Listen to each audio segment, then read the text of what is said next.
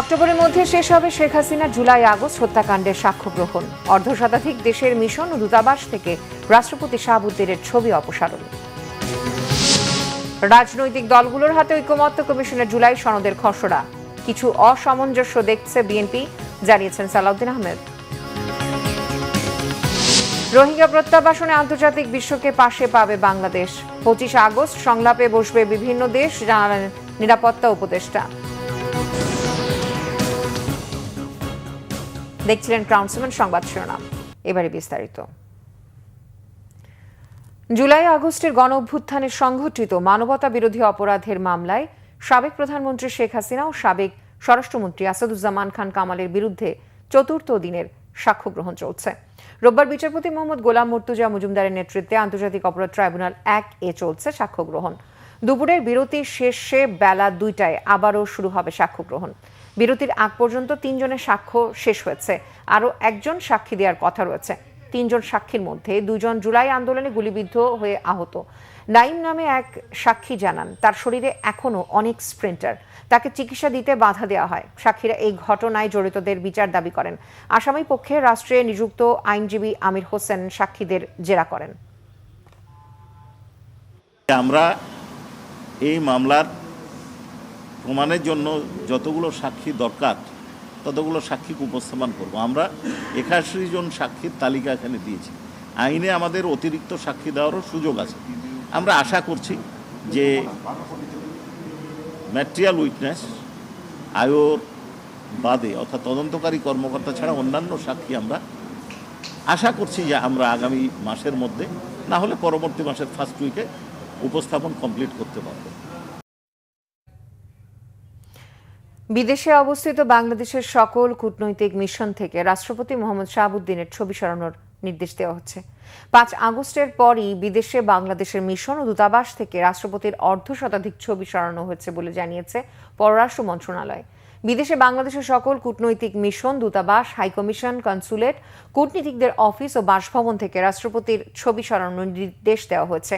পররাষ্ট্র মন্ত্রণালয় থেকে দূতাবাসগুলো ভিন্নভাবে ফোন করে বিশেষ এই নির্দেশনা দেওয়া হয়।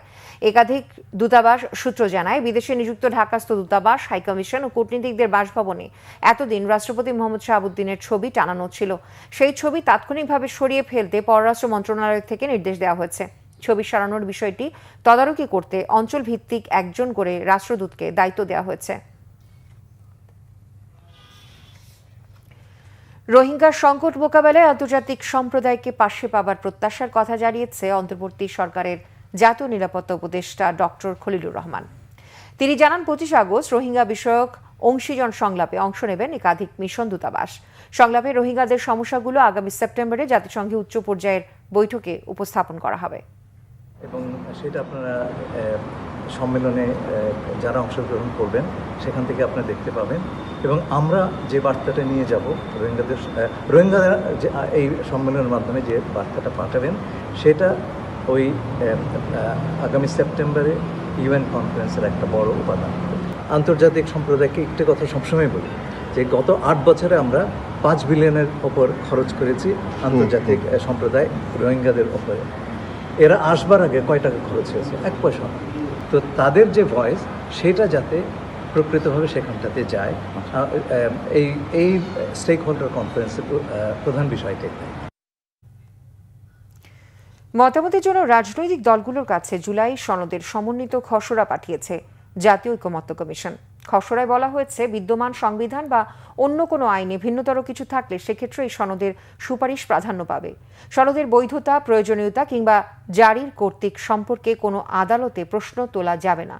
শনিবার দলগুলোর কাছে জাতীয় সনদের খসড়া পাঠানো হয়। তবে সনদ বাস্তবায়ন পদ্ধতির কথা না বলা হলেও এতে রয়েছে সনদের বাস্তবায়নের অঙ্গীকারনামা। জুলাই সনদ বাস্তবায়ন পদ্ধতি নিয়ে আগামী সপ্তাহে দলগুলোর সাথে আলোচনার পরিকল্পনা রয়েছে জাতীয় ঐকমত্য কমিশনের। জাতীয় সনদকে নতুন রাজনৈতিক বন্দোবস্তের দলিল হিসেবে আখ্যা দেওয়া হয়েছে। 3 ভাগের সনদের প্রথম অংশে আছে সনদের পটভূমি, দ্বিতীয় অংশে আছে 6টি সংস্কার কমিশনের যেসব প্রস্তাবে ঐকমত্য ও সিদ্ধান্ত হয়েছে এমন 84টি প্রস্তাব। তৃতীয় অংশে আছে সনদ বাস্তবায়নের 8 দফা অঙ্গীকারনামা। জাতীয় সনদের খসড়ায় ভাষাগত বা শব্দগত ত্রুটি নিয়ে কোনো পরামর্শ থাকলে দলগুলো আগামী 2-1 দিনের মধ্যে তা কমিশনকে জানাবে। জুলাই সনদের চূড়ান্ত খসড়ায় কিছু বিষয়ে অসামঞ্জস্যতা রয়েছে, পাশাপাশি কিছু বিষয় সঠিকভাবে উপস্থাপিত হয়নি বলে মন্তব্য করেছেন বিএনপি স্থায়ী কমিটির সদস্য সালাউদ্দিন আহমেদ। রোববার গণমাধ্যমে এই কথা জানান তিনি। বলেন, জুলাই সনদের চূড়ান্ত খসড়া পর্যালোচনা করে আগামী 20 আগস্টের মধ্যে মতামত জানাবে বিএনপি। কালকে সন্ধ্যার সময় আমরা জুলাই জাতীয় সনদের খসড়া পেয়েছি সন্ধ্যার দিকে। আমরা এর উপরে একটু দেখে পর্যালোচনা করে আলাপ করে আমরা আমাদের মতামতটা নির্ধারিত সময়ের ভিতরে জানিয়ে দেব। আপাতত দেখে যেটুকু মনে হয়েছে কিছু বিষয়ে অসামঞ্জস্যতা আছে, আর কিছু বিষয়ে সঠিকভাবে উপস্থাপিত হয়নি। তবে এগুলো আমরা আমাদের মতামতে উল্লেখ করে তাদেরকে জানিয়ে দেব। ওনারা 20 তারিখের মধ্যে পাঠাতে বলেছেন, আমরা এর ভিতরে আশা করি পাঠাতে পারব। সিলেটে পর্যটন কেন্দ্র সহ ধলাই নদীর বিভিন্ন স্থানে সাদা পাথর উদ্ধার অভিযান অব্যাহত রেখেছে প্রশাসন। এদিকে পাথর লুটের ঘটনায় 5 জনকে গ্রেফতার করা হয়েছে। অভিযানকারীরা জানায়, শনিবার সদর উপজেলার ধোবাগুল ও মহালদিক গ্রামের অন্তত 25টি বাড়ি ও মিল থেকে উদ্ধার করা হয় 2,30,000 ঘনফুট পাথর। এছাড়া কোম্পানিগঞ্জ, জৈন্তাপুর ও গোয়াইনঘাট থেকে উদ্ধার করা হয় আরও 20,000 ঘনফুট সাদা পাথর।